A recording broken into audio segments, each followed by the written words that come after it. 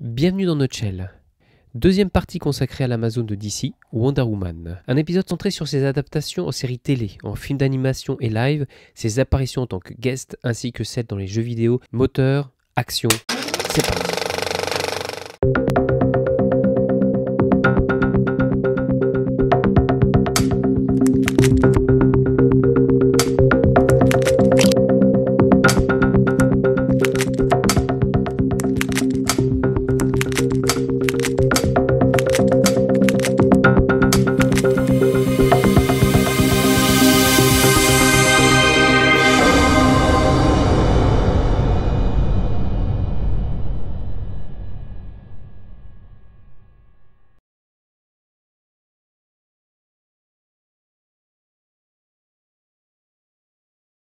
Si on compte les apparitions de Wonder Woman dans les jeux, les séries télé et les films, on en totalise plus de 182. Et ce n'est pas fini. J'ai préféré opter pour une rétrospective chronologique, mélangeant tous les genres, que ce soit animation, film et jeux vidéo.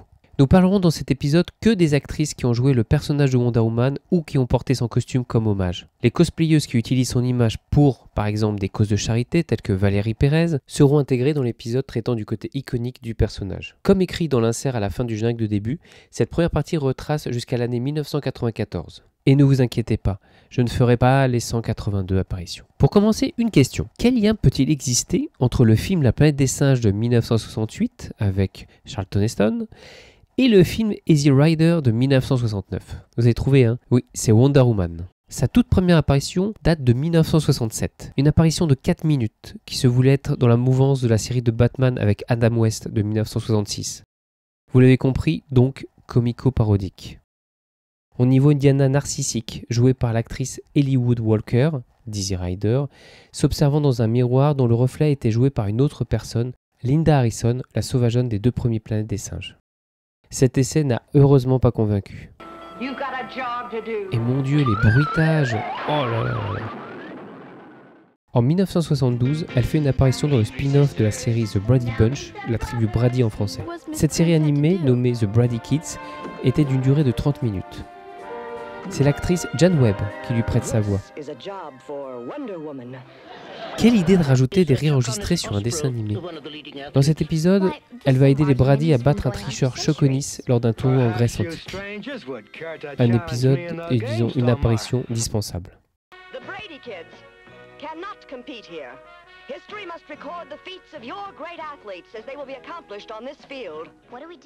On reste dans l'animation avec la série animée Super Friends, traduit chez nous Le Plein de Super. Elle y débarque en 1973. C'était une adaptation de la Justice League of America en version plus enfantin. Développée par Hanna-Barbera, Scooby-Doo, Flintstones, Jenston, etc., elle a été doublée par l'actrice Shannon Farnon. Il y a eu 9 saisons et a duré jusqu'en 1985. En France, ce n'est que 49 épisodes sur 93 qui vont être diffusés dans l'émission Sa Cartoon, présentée par Philippe Dana. Ce qui est amusant d'ailleurs, c'est qu'elle a été doublée par la comédienne Véronique Augereau, célèbre pour sa voix de Marge Simpson, mais aussi celle de Catwoman et de Poison Ivy dans la série Batman des années 89. Dans les génériques, Wonder Woman ne fait qu'envoyer son lasso, souvent dans le vide, et pilote son avion invisible. Remarquez, Aquaman, c'est pas terrible non plus, hein, à part envoyer des ondes télépathiques à des animaux marins, chevaucher un hippocampe. Du coup, dans le dernier générique, ils les ont mis ensemble dans l'avion. C'est plus simple. En 1974 a lieu une nouvelle tentative, live, plus consistante, réalisée avec l'actrice tenniswoman Cathy Lee Crosby. C'est ABC qui commande ce pilote.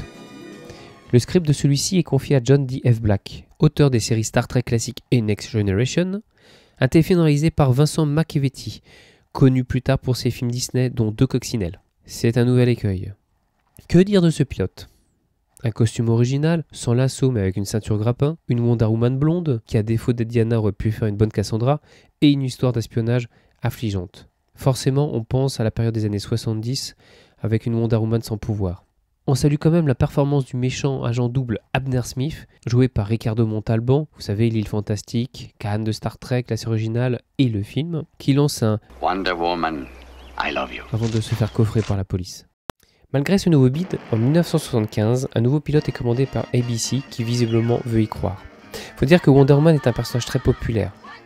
Et cette fois, c'est le jackpot.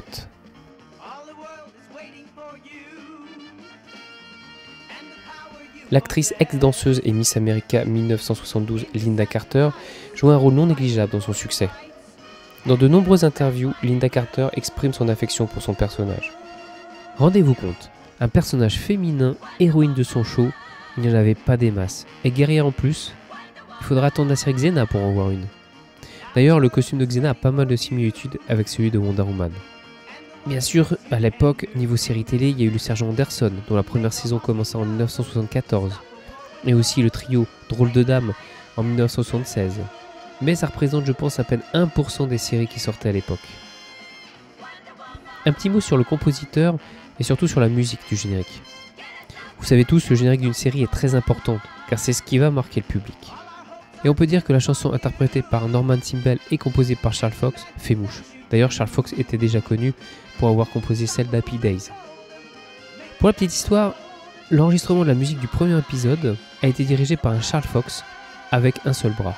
Je ne sais pas si vous imaginez un chef d'orchestre plâtré qui dirige ses musiciens. Lors de sa tournée en 2010, Charles Fox dit « Lorsque j'entame mon medley série télé, c'est le thème de Wonder Woman qui suscite le plus de réactions. » Bref, pour cette série, il fallait trouver une astuce qui puisse transformer Diana Prince en Wonder Woman. L'idée de la toupie a germé. C'est Lynda qui l'a proposé du fait de ses années de danse. Dans le comics, pas de tourbillon. La série apportait une originalité.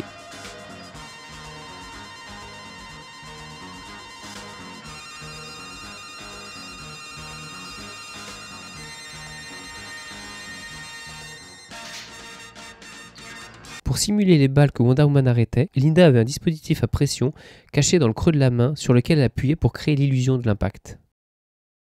La première saison se passe en 1940, ce qui est très coûteux au niveau du budget Abby et des lieux.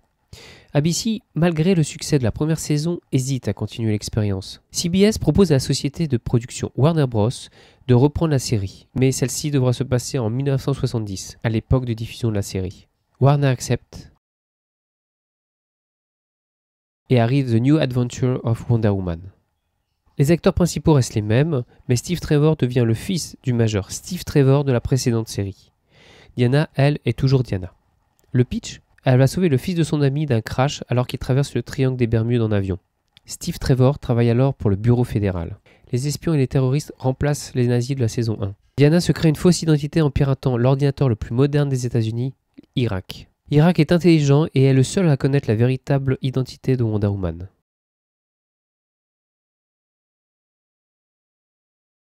Difficile de ne pas vous montrer la scène de hacking la plus bizarre de l'histoire de l'informatique.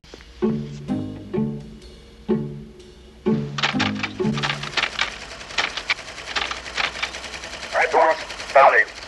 Bonjour Irak. Bonjour.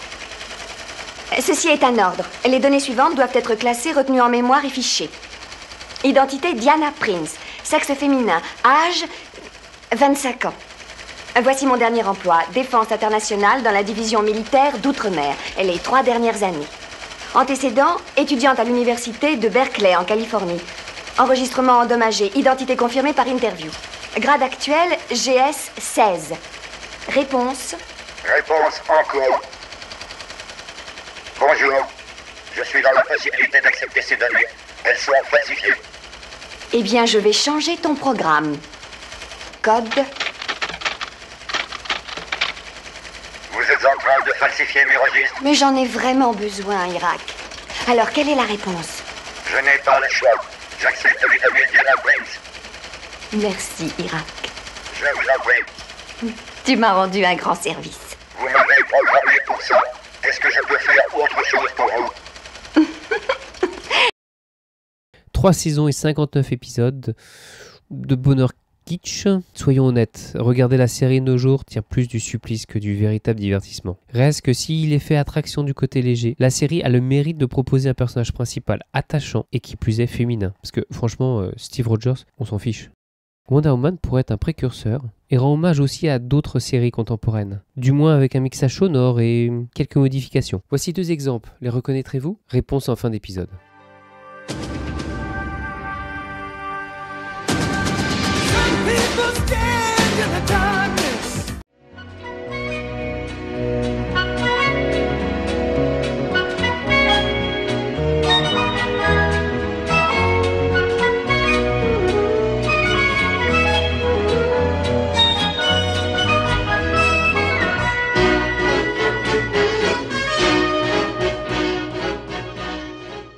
France, Antenne 2 diffusa uniquement la première saison en 1977.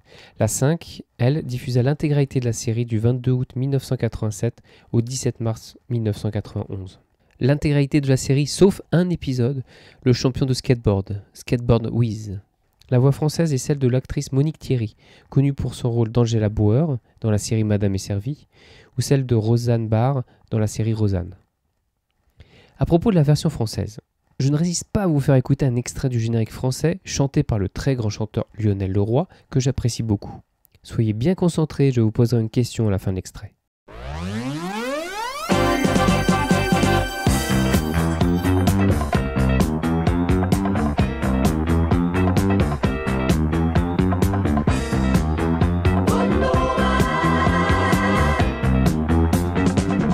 Elle ne craint rien ni personne, elle fonce comme un homme.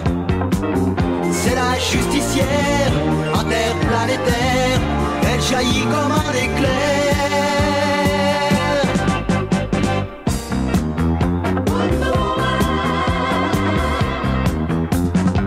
Elle vit déjà en l'an 3000 et rien ne lui est impossible. Avec son lasso, elle vole plus haut et plus vite qu'un oiseau.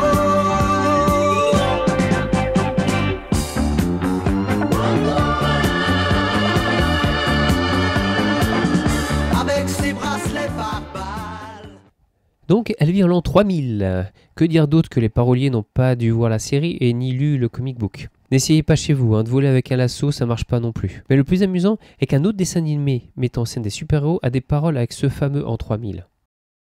Lequel? 2 indices. Le premier. Le chanteur de ce générique a, comme Lionel Leroy, chanté un générique de Goldorak. Le deuxième. La série animée est produite par Hanna-Barbera. Réponse en chanson.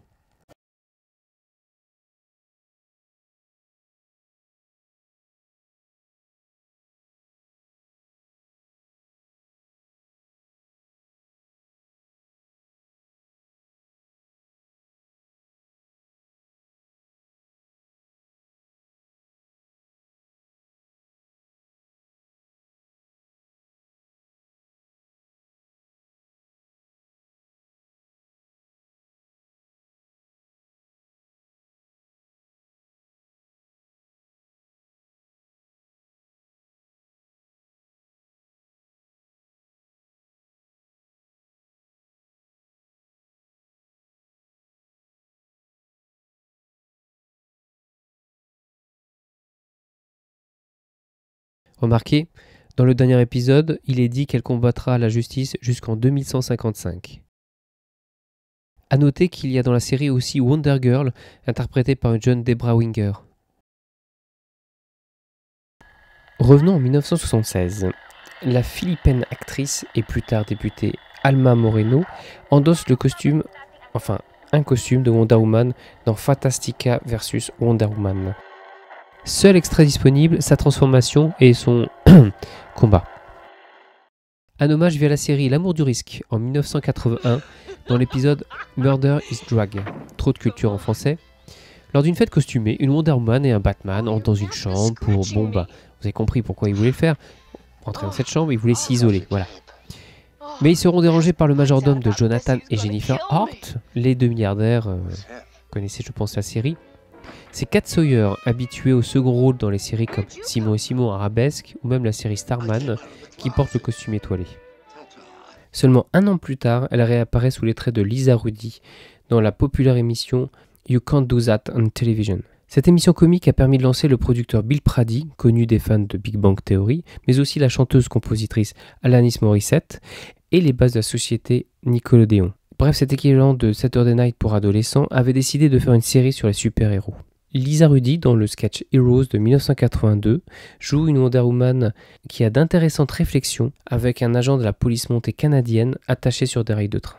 Entre 1983 et 1995, les apparitions de Wonder Woman sont quasiment inexistantes. La seule façon de la voir à la télévision est avec la série que nous avons déjà évoquée. Et encore seulement jusqu'en 1985. Reste bien sûr les rediffusions de la série avec Linda Carter. C'est fini pour cette première partie. La prochaine couvrira jusqu'en 2017 avec le film de Wonder Woman. A bientôt.